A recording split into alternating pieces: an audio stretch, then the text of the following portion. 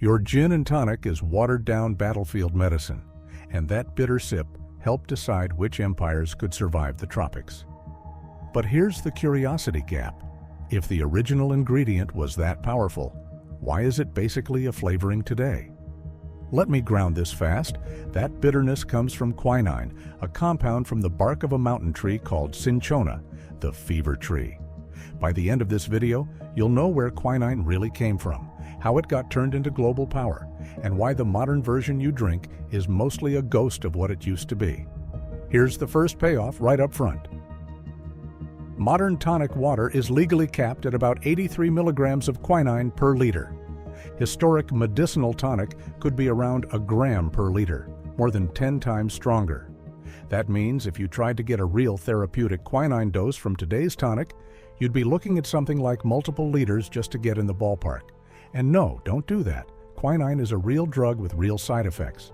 The point is, the drink in your hand is a souvenir. Before we go deeper, if you like hidden in plain sight history like this, where your everyday habits connect to huge world events, subscribe, because this story gets stranger. Here's the roadmap. We'll cover 3 beats. First, how quinine was discovered by accident in the Andes. Then, how it became a stolen resource and a cartel product. And finally, why it got replaced, even though it never fully stopped working. Now, picture the Andes at night. Not postcard pretty. I mean thin air, wet cold, and the kind of temperature swing that makes your bones ache. Between roughly 5,000 and 9,000 feet, on steep cloud-forested slopes in what's now Ecuador, Peru, and Bolivia, cinchona trees grow where most plants tap out. And long before Europe cared, indigenous Andean communities, often described as Quechua/Quichua peoples, used cinchona bark for something simple. Chills. Not malaria treatment. Not miracle cure. Just, you're shivering in the mountains. You chew bitter bark, your body warms up, you get through the night. Here's the first twist. The bark didn't become famous because someone was looking for a malaria cure. It became famous because Europeans brought the wrong problem to the right place. When Europeans pushed into the Americas, they didn't just bring steel and horses. They brought pathogens. And when malaria, especially the deadly falciparum type, started moving through European networks, it created a nightmare. Fevers, chills, death spirals. Now jump to Rome in the early 1600s. Marble, incense, and panic. Fevers were ripping through the city. The kind of fever where you're fine at breakfast, hallucinating by dinner, and buried by the weekend. Jesuit missionaries in Peru noticed something that must have felt like witchcraft. The same bark locals used for shivering was breaking European fevers. That's a "wait what?" moment right there. A cold weather remedy that happened to kill a tropical parasite. So the bark gets shipped to Europe, ground into powder, mixed into wine, swallowed with hope and a grimace. And it works, over and over. Fevers break, people live. But for nearly 200 years, nobody knows why it works. It's like having a key that opens a door, and not knowing what metal the key is made of. Then in 1820, French chemists isolate the active compound and name it quinine. And the moment quinine becomes a measured, portable substance, not just mystery bark, the world changes. Here's the myth versus reality. People love to tell the story like Europe conquered because it was smarter. Reality is messier. Sometimes it's not strategy, it's survivability. And malaria made huge parts of the world basically unlivable for outsiders. Before quinine, West Africa was nicknamed something brutal: the white man's grave. Not because Europeans were brave, because mortality was catastrophic. You can't run an empire if your administrators and soldiers are dying faster than you can replace them. Quinine didn't just treat malaria. It turned the tropics from a death sentence into a risk calculation. Now, open loop number 1. Hold on to this. If quinine was that valuable, you'd expect the source to become a battlefield. In a minute, I'll show you the moment it basically did, with a seed theft that ends in a man dying in a cell. But first, how did quinine become a drink? By the 1800s, British colonial officers in India were often required to take quinine daily. Mandatory medicine, like taking your vitamins, except it tastes like licking a battery. So they did what humans always do. They hacked the experience. Quinine in carbonated water, sugar and citrus to blunt the bite. And then, because they were British officers, gin to make it tolerable. The gin and tonic wasn't invented as a cocktail culture flex. It was camouflage for compliance, a medicine ritual with a buzz. And here's a number that should make you pause. By the late 1800s, quinine was one of the most strategically valuable substances on Earth, because every empire expanding into malaria territory needed it, and almost all supply came from South American forests. So the Andean countries do the obvious thing. They try to control it. Export restrictions, seed bans, harsh penalties, because if you control the seeds, you control the future plantations. Now we close that open loop. Europe couldn't build global power on a supply chain it didn't own. So it did what empires do best. It sent people who looked like scientists and behaved like thieves. Most attempts failed. Seeds rotted at sea. Saplings died in transit. And even when trees grew, many varieties were weak. Low quinine, not worth the effort. Then comes the story that should be a movie. A British trader named Charles Ledger is living in Bolivia. He's not a botanical genius, he's a connector. And he meets someone who is a genius in the way that matters. A local guide named Manuel, or Mamerto, Incra Mamani in many retellings, someone with deep forest knowledge. Here's a vivid scene. Imagine hiking mountain slopes with a man who can identify nearly 30 Cinchona varieties by sight, like they're faces in a crowd. He's not reading Latin labels, he's reading the land. In 1865, Mamani finds what amounts to a super producer tree, bark testing around 13% quinine, far higher than common varieties. That's not a small upgrade, that's a jackpot. They collect pounds of seeds. Ledger sells them. Famously, the Dutch take interest when others hesitate. And then the brutal part. Mamani tries to collect more, and authorities catch him. He's beaten, imprisoned, and left to die in his cell, punished for helping outsiders steal what Bolivia understood was one of its greatest natural resources. Let that land. The resource extraction story isn't abstract here. It's a man with dirt under his nails dying because he knew which trees mattered.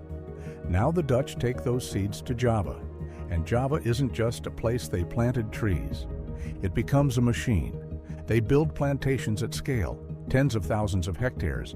They refine processing. They standardize supply. And eventually, they don't just grow quinine, they control it. Here's your next shocking number. By 1939, something like 97% of the world's quinine supply is coming from Java, one island holding the medicine that decides whether armies can operate in the tropics. If you want a modern analogy, imagine if 97% of the world's antibiotics came from one coastal province. Then imagine a war breaks out there. That's what happened next. World War II hits, and in 1942, Japan invades Java. And within weeks, the Allies lose access to quinine. Now you've got American soldiers fighting in the Pacific, and malaria starts killing faster than bullets in some places. Not because doctors forgot how to treat it, but because the supply chain got snapped like a dry twig. That crisis triggers a different kind of arms race, not for land, but for chemistry. A drug you can manufacture anywhere is a strategic weapon in its own right. Scientists had tried to synthesize quinine for decades, but it's a complex molecule, like trying to recreate a cathedral by memorizing one brick. So instead, they go for something easier, a related compound that can do the job. In 1934, researchers at Bayer discover chloroquine. It's cheaper, easier to make, mass-producible, and at first, it looks like the happy ending. Nature's bottleneck is gone. The lab wins. Malaria gets pushed back. Then comes the pattern nobody likes to talk about. Resistance. Malaria parasites evolve fast, and heavy repeated use of a single synthetic drug becomes evolutionary pressure. Chloroquine resistance appears within decades and spreads. So the world shifts to new synthetics, different tools, same problem. Later, combination therapies built around artemisinin. And yes, today, artemisinin-based combination therapies have saved an enormous number of lives. But resistance signals keep popping up in different regions, and public health officials watch it like a hawk, because we've seen this movie before. Quinine never became broadly useless the way chloroquine did. There are reduced sensitivities and complicated genetics, but quinine has remained a reliable treatment in many settings for a very long time. And early 20th century research even suggested something counterintuitive. Crude cinchona bark extracts sometimes performed as well as, or better than, isolated quinine against certain difficult cases. Why would a messy extract compete with a purified compound? Think of it like a band instead of a solo. Cinchona bark contains multiple related alkaloids, not just quinine. Parasites might learn to dodge one punch, but it's harder to dodge a combination of punches coming from different angles. Now, before anyone gets the wrong idea, this is not a DIY medicine moment. Do not try to treat malaria with tonic water. Do not try to self-dose quinine. Malaria is deadly, and quinine can cause serious side effects.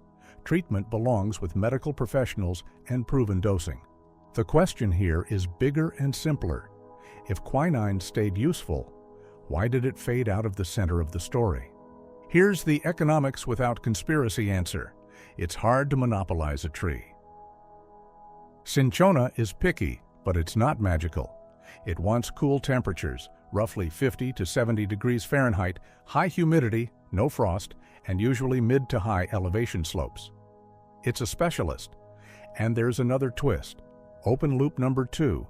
The Dutch discovered a cultivation trick that boosted yields. In a second, I'll tell you what it is, because it sounds like something a gardener would do on instinct, and it made quinine production more efficient. Okay, here it is, coppicing. You cut the tree low, and it regrows multiple stems. Under the right conditions, regrowth can concentrate desirable compounds more than the original trunk.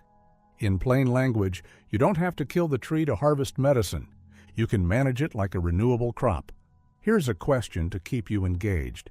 When you taste that bitterness, what are you actually tasting?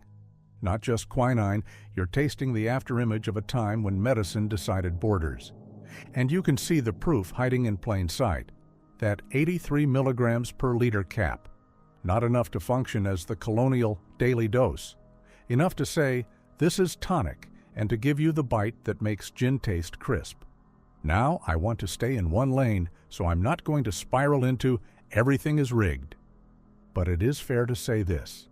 Public health and profit don't always point in the same direction. Sometimes they align beautifully. Sometimes they don't. Today, malaria still kills hundreds of thousands of people a year, and the vast majority of deaths are children under 5 in sub-Saharan Africa. That's the human weight behind this story, not cocktail trivia. So what do we do with this information without turning it into a fantasy? 2 practical actions. First, the next time you see tonic water, flip the label. Look for quinine. Notice the amount if it's listed, and remember that it's there for flavor, not treatment. That tiny moment of awareness is how hidden history stops being hidden. Second, if you want this story to matter beyond curiosity, support malaria control where it actually saves lives. Bed nets, rapid tests, treatment access, vaccine rollout. Even small contributions help. The point isn't go back to the 1800s. The point is don't forget what worked and don't let supply chains become single points of failure again. And now I want to hear from you. When you learned gin and tonic started as a way to swallow medicine, what surprised you more? The fact that it helped enable empire? Or the fact that the original version was so potent compared to what we drink now? If you want more stories like this, where everyday things are connected to survival, power, and forgotten ecology, subscribe to Nature's Lost Vault. Share this with the friend who orders a G&T like it's timeless tradition, and tell them that bitterness has a backstory. Because you can't patent nature, but you can forget it, and we're not doing that anymore.